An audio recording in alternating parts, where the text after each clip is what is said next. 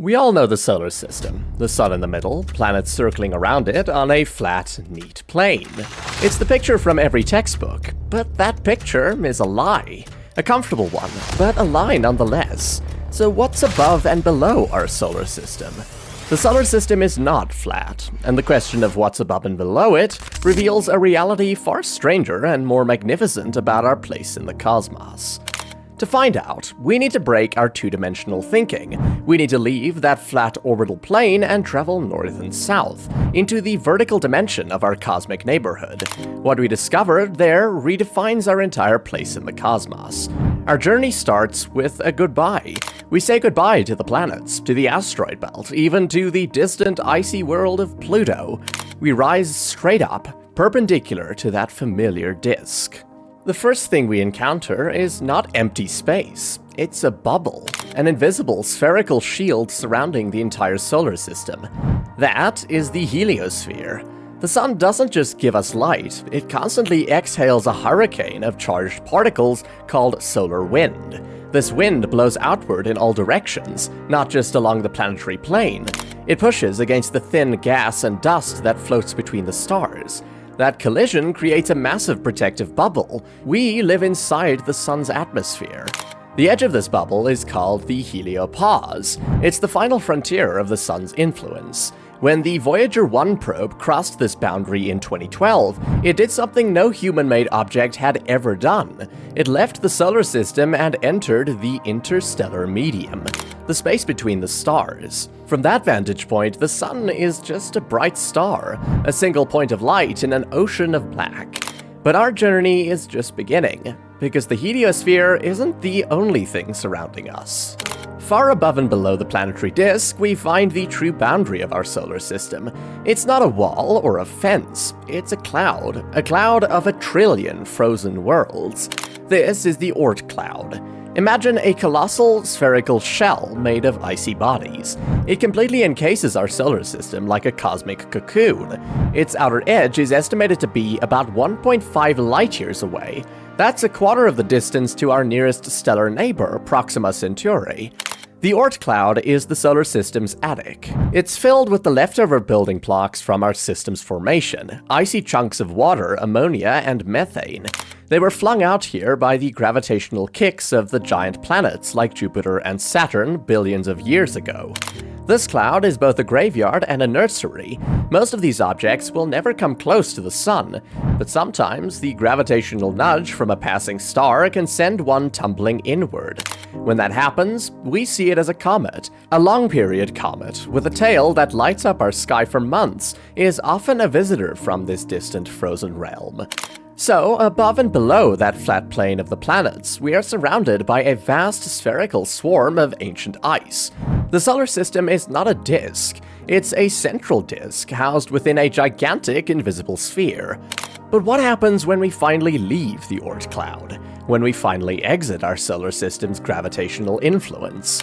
Now we are truly in interstellar space. Interstellar space is not a perfect vacuum, it's an ocean, an almost empty one, but not devoid of matter. Here we find ourselves inside what's called the local interstellar cloud, a region of slightly denser gas and dust that our sun is currently passing through. Think of the galaxy as having weather. Different regions have different densities. We're sailing through a relatively mild patch. But this cloud is just a small part of a much larger structure. We're also inside the local bubble. This has nothing to do with the sun. The local bubble is a cavern in the galaxy, about 300 light-years across. This region is unusually empty. Its gas and dust were cleared out by a series of ancient supernova explosions millions of years ago. Our entire solar system and our nearby stellar neighbors are traveling through this giant cavity. We're inside a cosmic room, its walls made of piled up gas and dust from those long ago explosions. This changes our perspective. We aren't just a star with planets, we're travelers in a galaxy that's constantly being reshaped by violent cosmic events. The space above and below us is structured. It has a history written in supernovae and stellar winds. and our motion through space is anything but slow.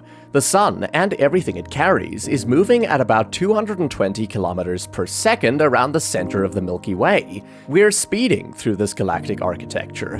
So, what is above and below the solar system? At this level, it's the local cloud, it's the local bubble, it's the dynamic, structured medium of our galactic neighborhood. But we need to zoom out further. Much further. Let's pull our camera back until our entire galaxy, the Milky Way, comes into view.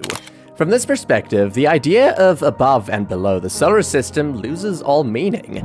Our entire cosmic journey so far has been contained within a tiny, insignificant speck.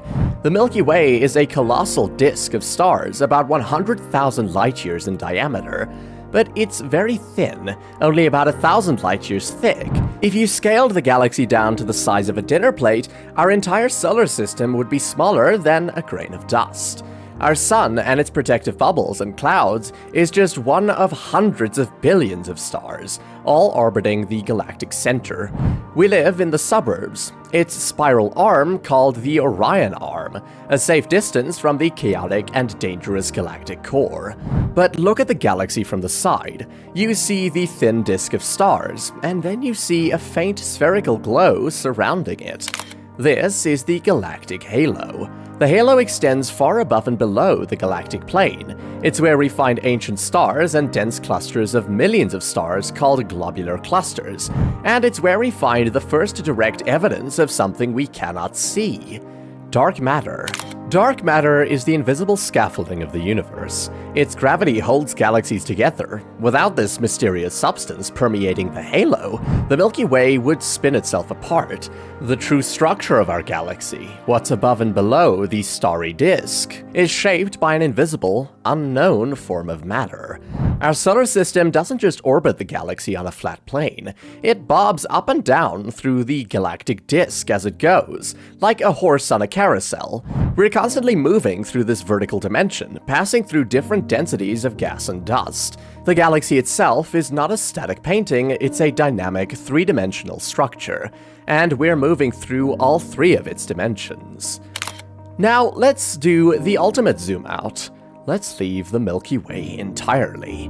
From here, the scale becomes almost impossible to grasp. The Milky Way is not alone. It's part of a gathering of galaxies called the Local Group. This group contains over 50 galaxies, including the Andromeda Galaxy, which is on a collision course with us. In about 4 billion years, we will merge. The local group is just one tiny speck in an even larger structure, the Virgo supercluster, a collection of thousands of galaxies. And that supercluster is just one filament in the largest structure we know of, the cosmic web. The universe, on the grandest scale, is not a random scattering of galaxies. It's a web, a three-dimensional network of gigantic filaments made of galaxies connected by gravity. Between these filaments are cosmic voids, vast empty regions hundreds of millions of light-years across. One of these voids, the Boötes void, is so empty that if our Milky Way were at its center, we wouldn't have known other galaxies existed until the 1960s.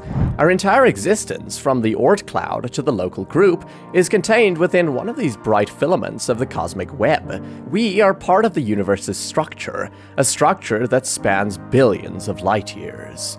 So, what is above and below the solar system? It's a series of layers, from our protective heliosphere to the Oort cloud's icy shell, from the local bubble to the Milky Way's vast halo. We're part of the cosmic web. The answer is not a single object. It's a Russian nesting doll of cosmic structures, each larger and more incredible than the last. This changes everything you thought you knew about our neighborhood. If you want to be surprised again, watch our video on what actually happened on the moon. Let us know your biggest question about space in the comments. Make sure to like and subscribe for more.